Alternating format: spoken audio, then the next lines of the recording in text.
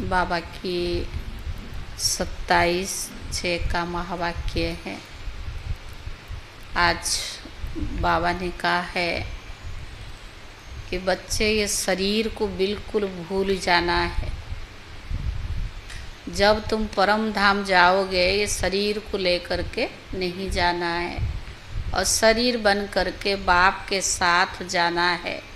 बाबा आपको गोद में बिठा के ले जाएगा पर शरीर सहित नहीं, आत्मा को बाबा ले जाएगा। तो बाबा ने कहा तुम बिल्कुल सारा दिन यही अभ्यास करो कि मैं शरीर नहीं हूँ, आत्मा हूँ।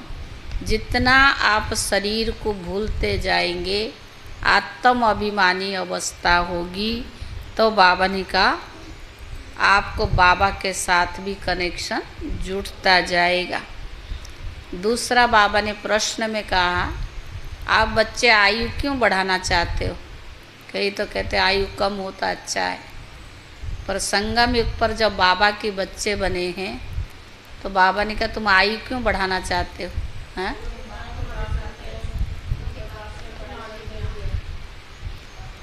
बाबा ने कहा सबका आस रहती है जितना हमारी आयु बड़ी होगी उतना हम पुरुषार्थ करके प्रारब्ध बना सके।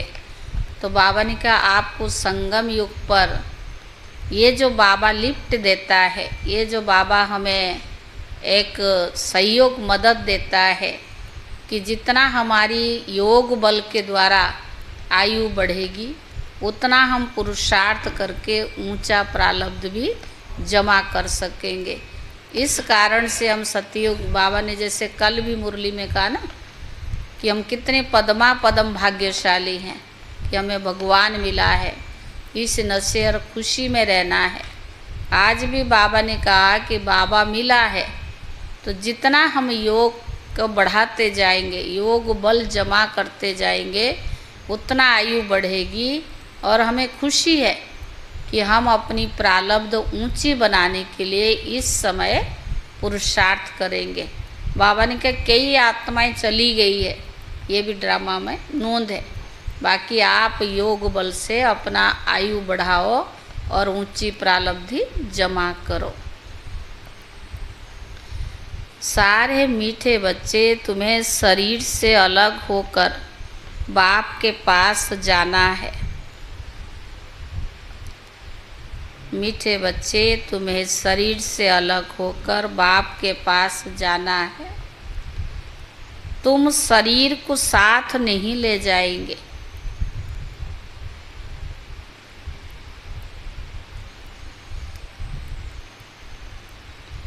इसीलिए शरीर को भूल आत्मा को देखो। इसीलिए शरीर को भूल आत्मा को देखो।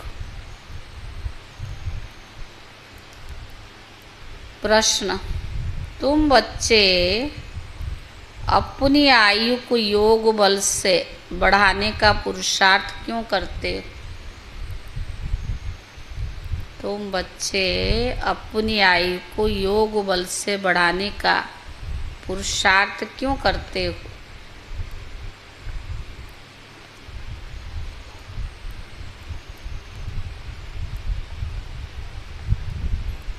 उत्तर, क्योंकि तुम्हारी दिल होती है कि हम बाप द्वारा सब कुछ इस जन्म में जान जाएं। हम बाप द्वारा सब कुछ इस जन्म में जान जाएं। बाप द्वारा सब कुछ सुन ले। बाप द्वारा सब कुछ सुन ले। इसीलिए तुम योग बल से अपने आयु को बढ़ाने का पुरुषार्थ करते हो। इसीलिए तुम योग बल से अपनी आयु को बढ़ाने का पुरुषार्थ करते हो। अभी ही तुम्हें बाप से प्यार मिलता है। सतयुग में देवी देवताओं का प्यार होगा लेकिन बाप का प्यार नहीं होगा ना। लेकिन बाबा ने कहा अभी तुम्हें बाप से प्यार मिलता है। ऐसा प्यार फिर सारे कल्प में नहीं मिल सकता।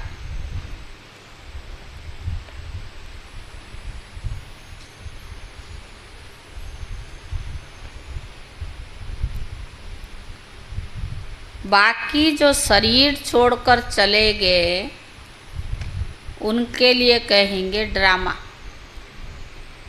बाकी जो शरीर छोड़कर चले गए उनके लिए कहेंगे ड्रामा। उनका इतना ही पाठ था। बच्चे जन्म जन्मांतर और सत्संग में गए और यहाँ भी आए। वास्तव में इसको भी सत्संग कहा जाता है। सत का संग तारे। बच्चों के दिल में आता है हम पहले भक्ति मार्ग सत्संग में जाते थे और अभी यहाँ बैठे हैं। रात दिन का फर्क भासता है। यहाँ पहले पहले बाप का प्यार मिलता है, फिर बाप को बच्चों का प्यार मिलता है। तो बाबा ने कहा अभी इस जन्म में तुम्हारी चेंज हो रही है। तुम बच्चे समझ गए हो हम आत्मा है ना कि शरीर है। शरीर नहीं कहेगा कि हमारी आत्मा है। आत्मा कह सकती है कि हमारा शरीर है। अब बच्चे समझते जन्म जन्मांतर तो वो साधु संत महात्मा आदि करते आए हैं। आजकल फिर फैशन पड़ा है साईं बाबा, मेहर बाबा, यह भी सब जिस्मानी हो गए हैं। कोई भी बाबा है लेकिन सब क्या है, जिस्मानी बाबाएं हैं। जिस्मानी प्यार में सुख तो होता ही नहीं है। अभी तुम बच्चों का है रूहानी प्यार। रात दिन का फर्क है। यहाँ तुमको समझ मिलती है, वहाँ तो बिल्कुल बेसमझ है। तुम अभी समझते हो बाबा आकर के हमको पढ़ाते हैं। वह सबका बाप है। मेल तथा फीमेल सब अपने को आत्मा समझते हैं। बाबा बुलाते भी है बच्चे, बच्चे भी रेस्पॉन्ड करेंगे। यह तो बाप और बच्चों का मेला है। बच्चे जानते बाप और बच्चों का है, आत्मा और परमात्मा का मेला है। एक ही बार होता है। बच्चे बाबा बाबा कहते रहेंगे। बाबा अक्षर बहुत मीठा है। बाबा कहने से ही वर्षा याद आ जाएगा। तुम छोटे तो नहीं हो। बाप की समझ बच्चों को जल्दी पड़ती है। बाबा से क्या वर्षा मिलता है, वो छोटा बच्चा तो समझ ना सके। यहाँ तुम जानते हो कि बाबा के पास हम आए हैं। बाबा कहते बच्चों को, इसमें सब बच्चे आ गए। बाबा बच्चों को माना सभी बच्चे आ गए। सब आत्माएं घर से यहाँ आती है पाठ बजाने। कौन कब पाठ बजाने आते यह भी बुद्धि में है। सबके सैंक्शन अलग अलग है।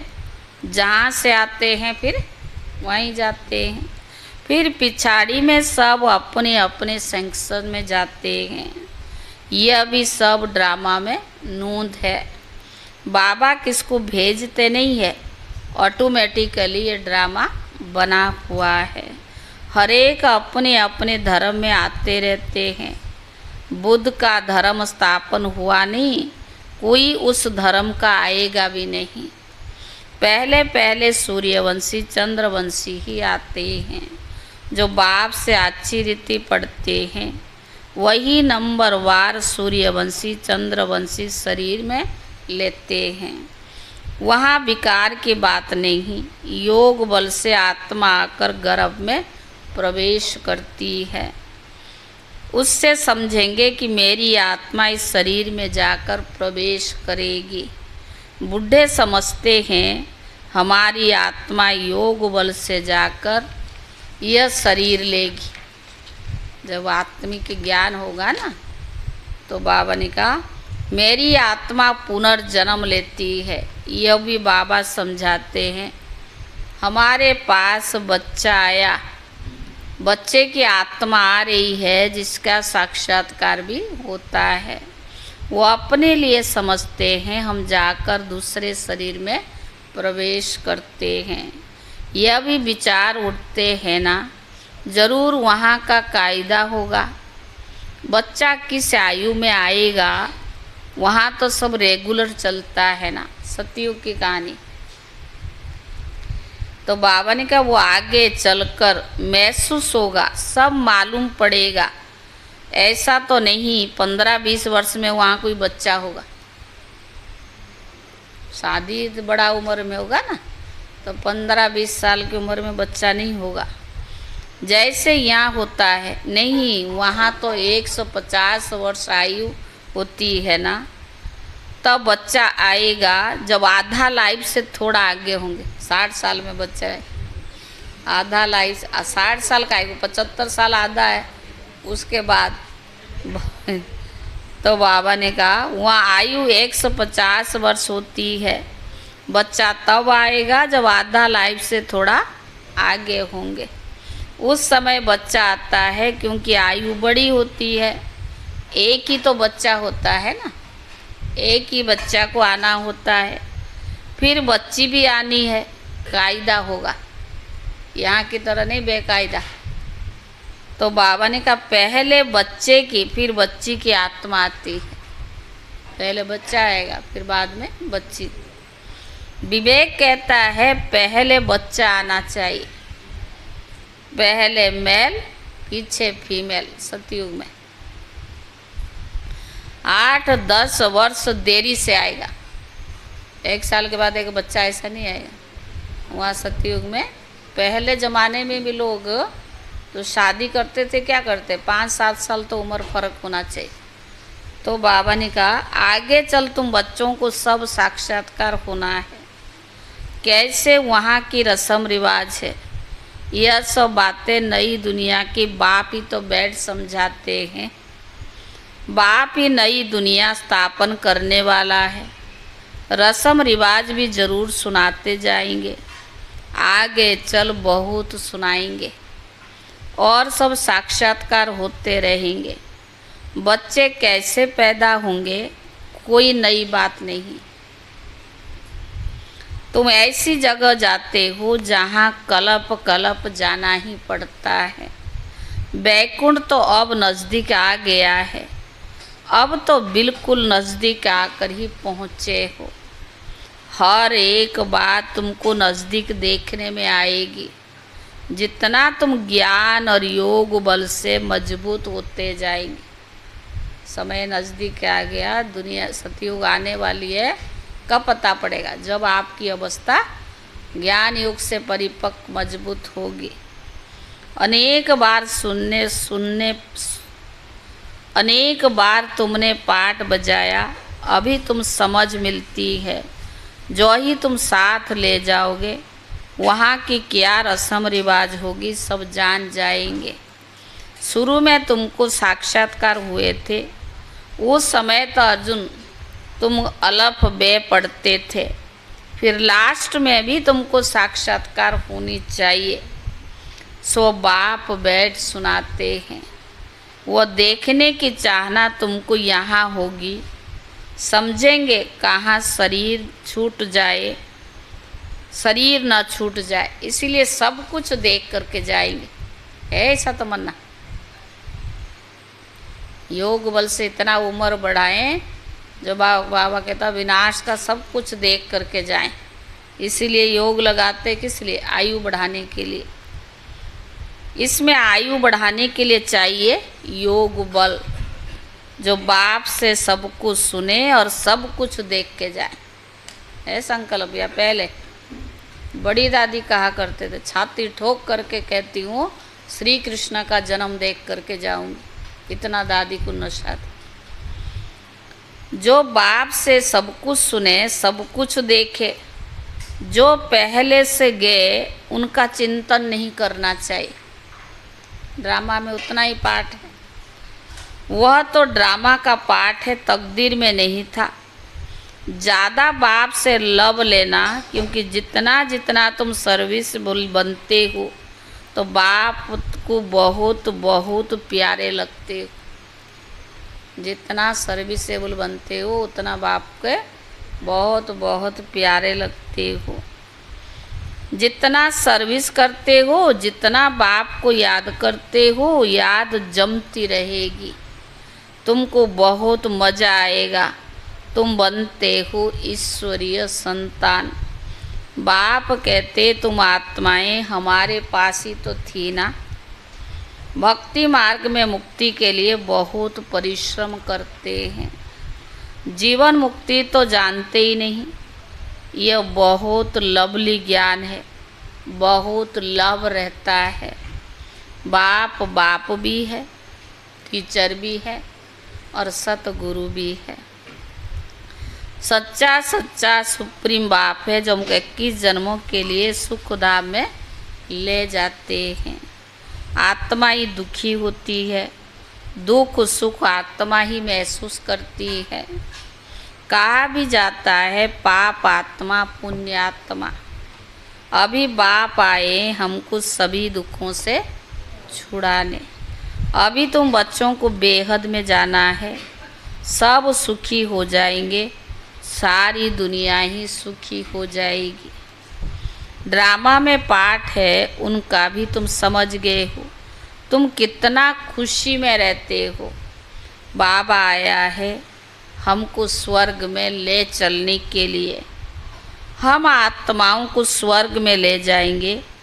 बाबा हम बच्चों को धीरज देते हैं, धैर्य देते। मीठे मीठे बच्चे, मैं ही तो तुमको सब दुख दूर करने आया हूँ। बाबा हम बच्चों को धीरज देता है, मैं ही तो सब दुख दूर करने आया हूँ। तो ऐसे बाप से कितना प्यार होना चाहिए।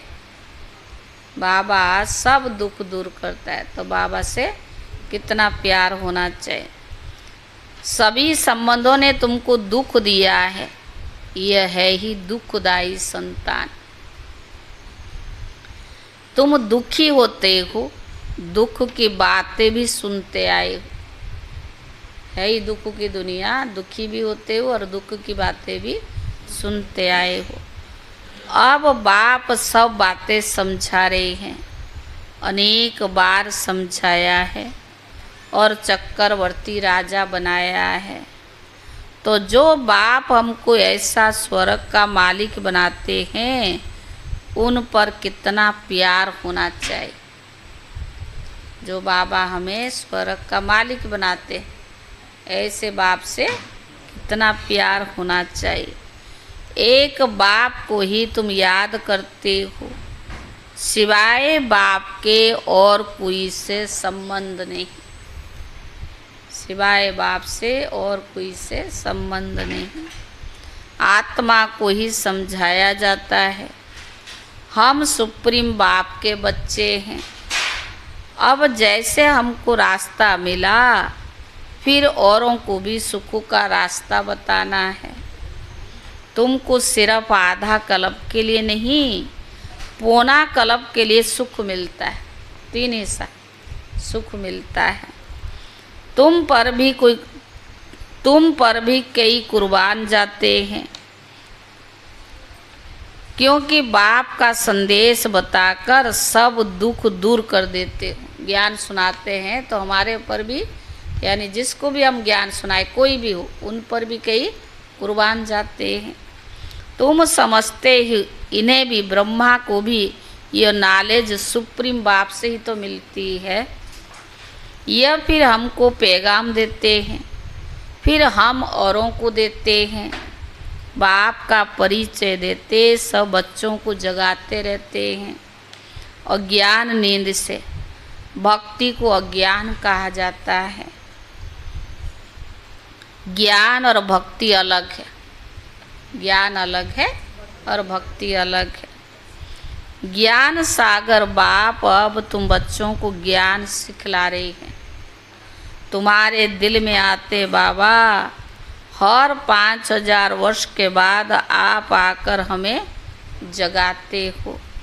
हमारा जो दिया है उसमें घृत बाकी थोड़ा जाकर रहा है, इसीलिए आप फिर ज्ञान घृत डाल दीप जगाते हैं।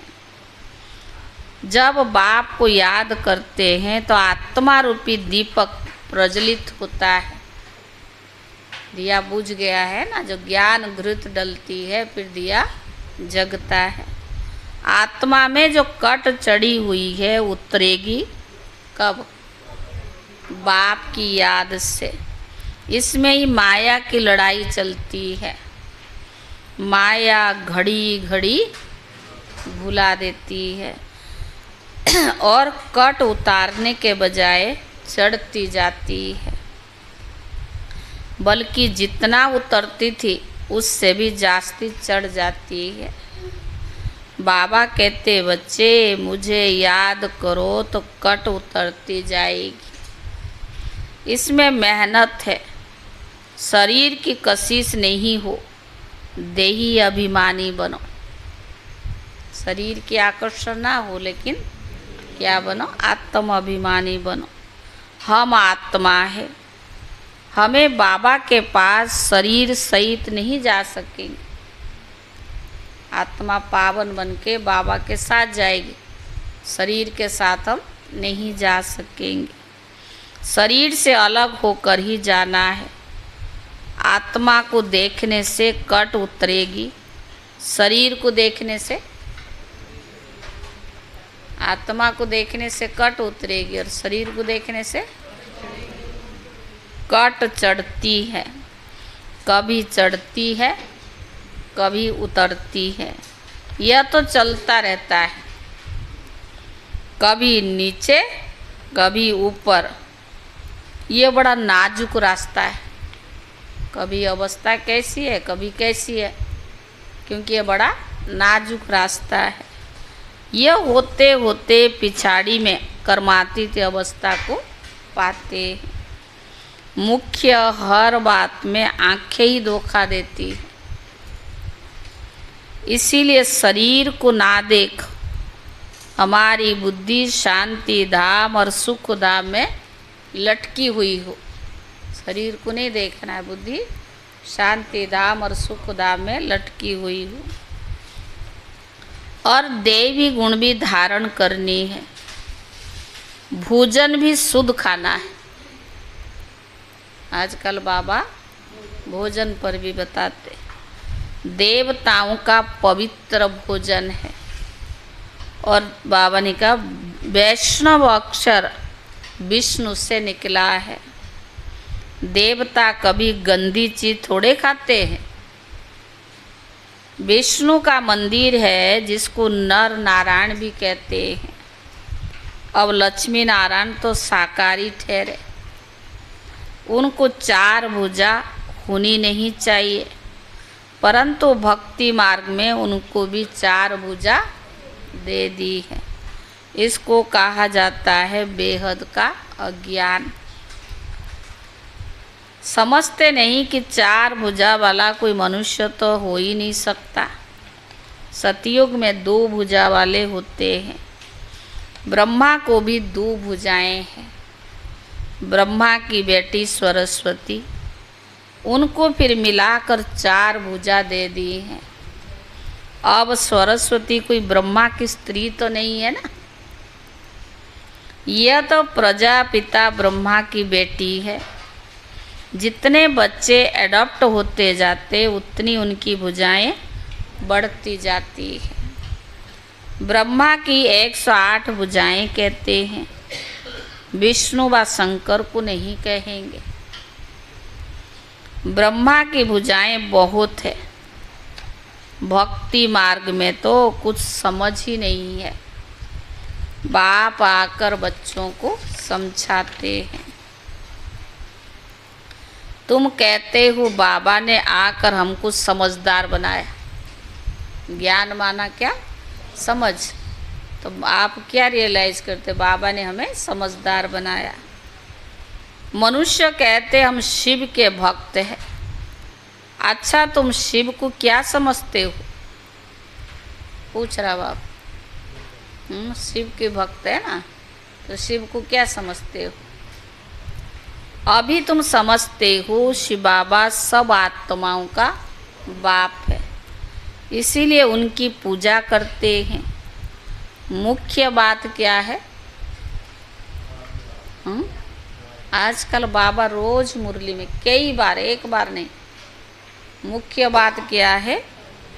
माँ में कम याद करो। तुमने बुलाया भी है कि पतित पावन आकर हमको पावन बनाओ। अभी पुकारते ही रहते हैं पतित पावन सीताराम, यह भी गाते रहते हैं। बाबा को थोड़ी मालूम था कि बाबा स्वयं आकर मेरे में प्रवेश करेंगे। ब्रह्मा बाबा को ज्ञान था कि शिव बाबा आकर हमारे में प्रवेश करेंगे। तो बाबा ने कहा कितना वंडर है, कभी ख्याल में भी नहीं था कि भगवान का रथ बनूंगा, भगवान की प्रवेशता होगी, कभी ख्याल में भी नहीं था। पहले तो आश्चर्य खाते, ये क्या होता है, मैं किसको देखता हूँ? तो बैठे बैठे उनको कशिश होती है। जब यज्ञ की स्थापना हुई उससे पहले ब्रह्मा बाबा के अंदर जब शिव बाबा की प्रवेशता हुई, जो बाबा को साक्षात्कार हुआ, उससे बाबा की कशिश बढ़ता गया। यह क्या होता है? शिव बाबा कशिश करते थे, सामने बैठो तो ध्यान में चले जाते थे। आश्चर्य में पड़ गई, क्या हुआ? इन बातों को समझने के लिए फिर एकांत चाहिए। बिना गंभीरता, बिना एकांत के ज्ञान को समझ नहीं सकते। उसके लिए एकांतवासी बनना पड़े। तब बैराग आने लगा, अब कहाँ जाऊं? अच्छा, बनारस जाता हूँ।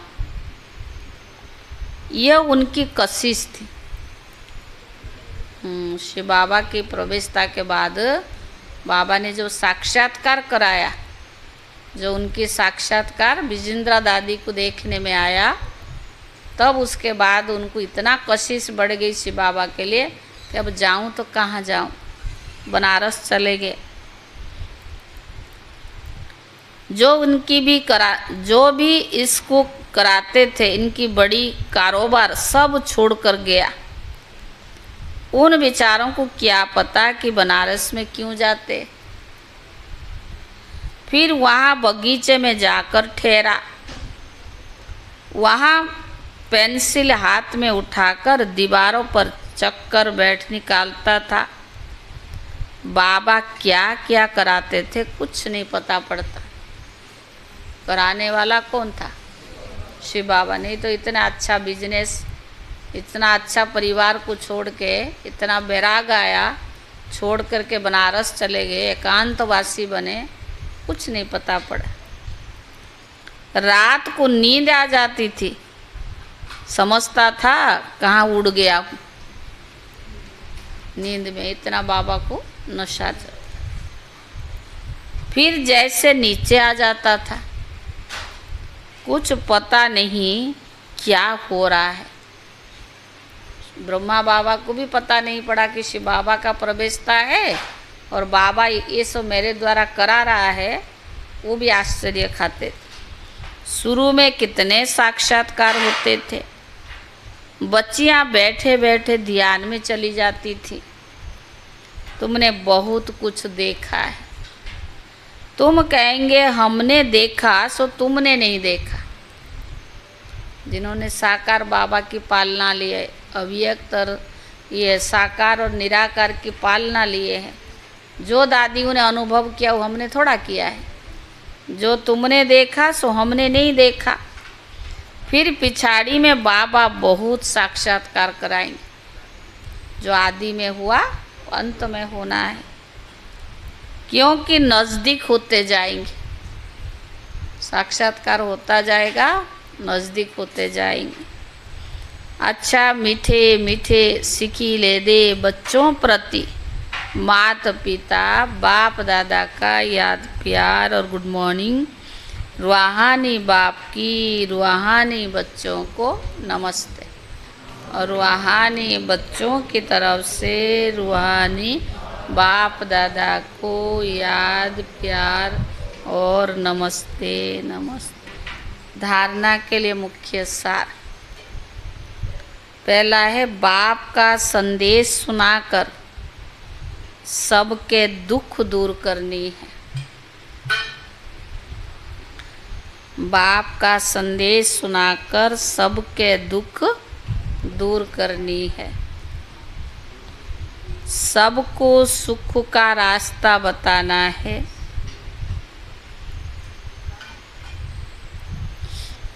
सबको सुख का रास्ता बताना है। हदों से निकल बेहद में जाना है। हदों से निकल बेहद में जाना है। दूसरा,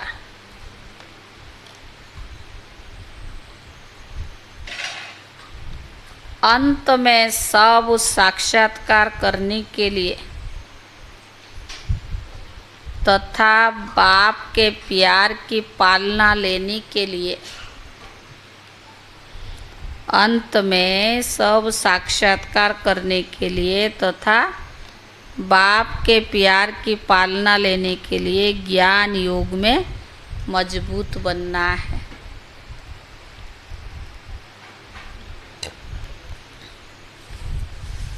दूसरों का चिंतन ना कर योग बल से अपनी आयु बढ़ानी है। दूसरों का चिंतन ना कर योग बल से अपनी आयु बढ़ानी है।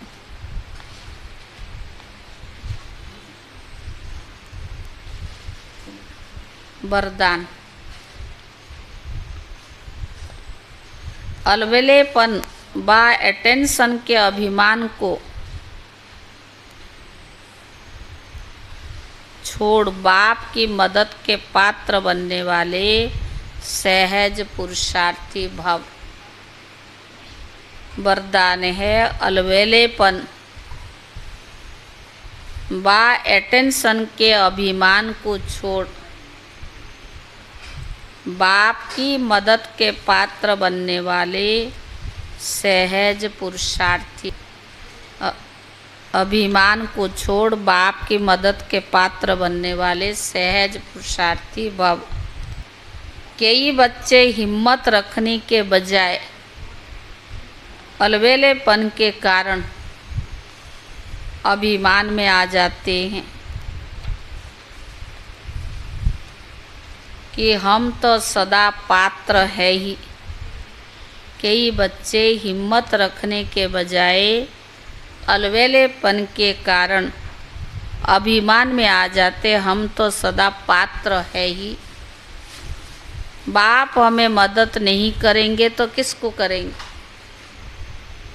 अभिमान आ जाता ना कि बाबा हमें मदद नहीं करेंगे तो किसको करेंगे।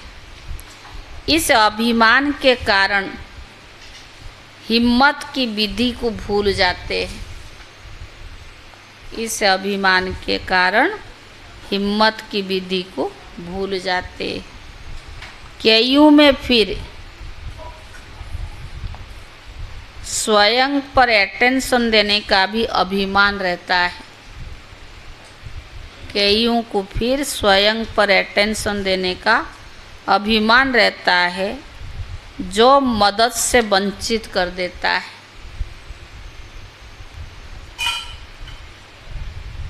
समझते हैं हमने तो बहुत योग लगा लिया, हम ज्ञानी तो आत्मा तो बन गए, सेवा की राजधानी बन गई।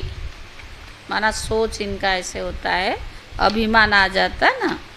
क्या कहते, बहुत योग लगा लिया है, ज्ञानी तो आत्मा भी बन गए हैं, सेवा की राजधानी भी बन गई है। इस प्रकार के अभिमान को छोड़